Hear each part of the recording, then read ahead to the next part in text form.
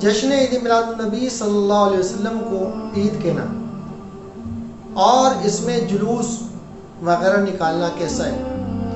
تو دیکھیں بعض لوگوں کو یہ بڑی جو ہے وہ پریشانی رہتی ہے اور اعتراض کرتے ہیں کہ جی یہ عید اسلام میں تیسری عید کہاں سے آ گئی؟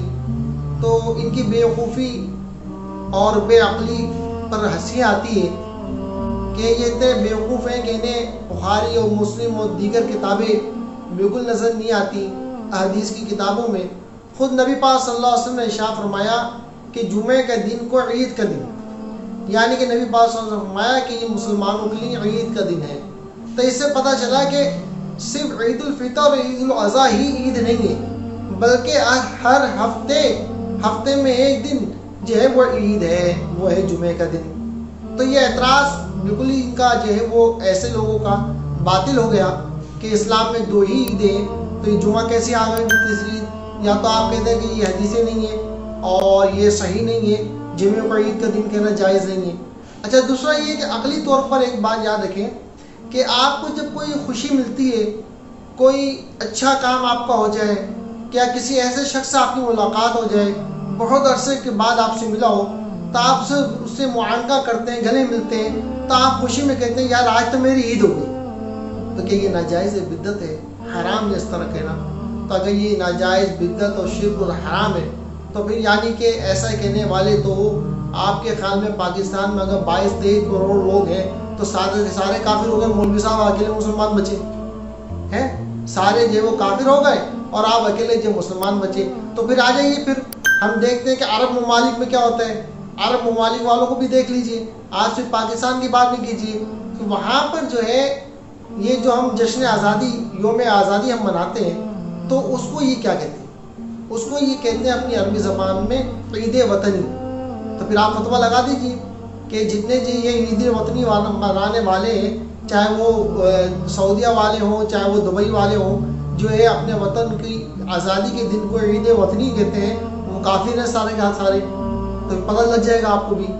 تو معلوم یہ ہوا کہ عید دراصل اس چیز کو کہتے ہیں، اس خوشی کو کہتے ہیں جو لوٹ کر کے آئے، بار بار آئے۔ تو عید کیونکہ نبی پاک صلی اللہ علیہ وسلم کی ولادت کا جشن منانا یہ عیدوں کی عید ہے۔ نساء تیری چہل پہل پر ہزاروں عید ربیع الاول، سوائے ابلیس کے جہاں میں سبھی تو عید منا رہے ہیں۔ فقط ہم اتنا ہی کہہ سکتے ہیں، اس کے علاوہ اور کیا کہہ سکتے ہیں کہ ان کی عقلوں میں جو ہے وہ پتھر پڑے ہوئے ہیں۔ انہیں جو ہے دراصل دشمنی عید سے نہیں ہے، انہیں جو ہے دشمنی عید میلاد النبی صلی اللہ علیہ وسلم سے۔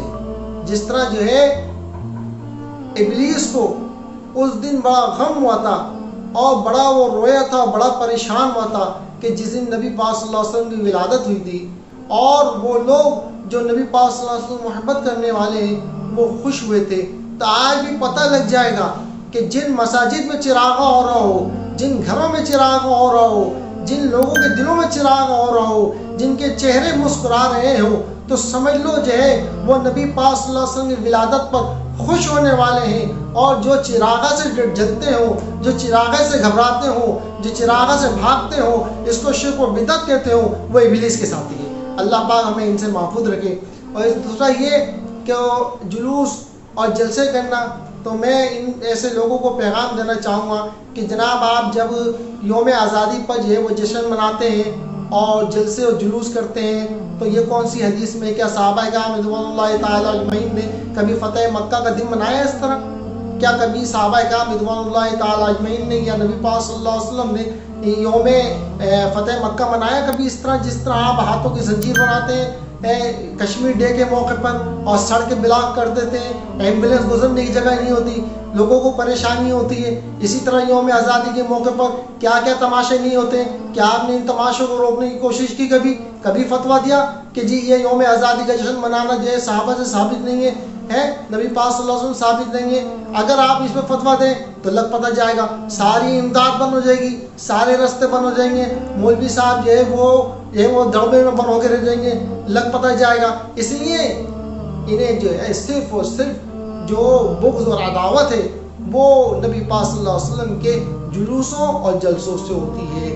اگر نبی پاک صلی اللہ علیہ وسلم کی جلوس نکالنا ناجائز ہے تو پھر ہم یہ بات کہتے ہیں پھر جو ہے یوم آزادی پر جلسے جلوس کرنا بھی منعقد کرنا ناجائز ہے، اور اسی طرح جو ہے کشمیر ڈے پر جلسے منعقد کرنا یہ بھی ناجائز ہوگا۔ اسی طرح جو ہے اور مختلف مواقع پر جو ہے یوم دفاع پاکستان پر جو ہے یوم دفاع پاکستان منانا بھی ناجائز ہوگا۔ اسی طرح 28 مئی کو یوم تکبیر یوم تشکر منانا وہ بھی ناجائز ہوگا، کیونکہ صحابہ کرام نے یہ کبھی بھی فتح مکہ کا جشن نہیں منایا اس طرح جس طرح آج آپ 14 اگست مناتے ہیں۔ اللہ رب العالمین سے دعا ہے کہ اللہ رب العالمین ہمیں ایسے فتنہ انگیز لوگوں سے محفوظ رکھے، اور نبی پاک صلی اللہ علیہ وسلم کی محبت میں یہ ہمیں عید میلاد نبی مناتے رہنے اور جلوس نکالتے رہنے کی توفیق عطا فرمائے۔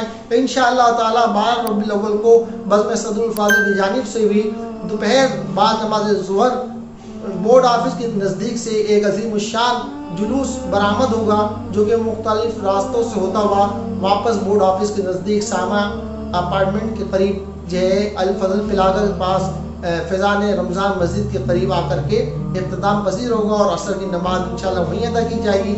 آپ تمام حضرات سے اس میں شرکت کی درخواست ہے۔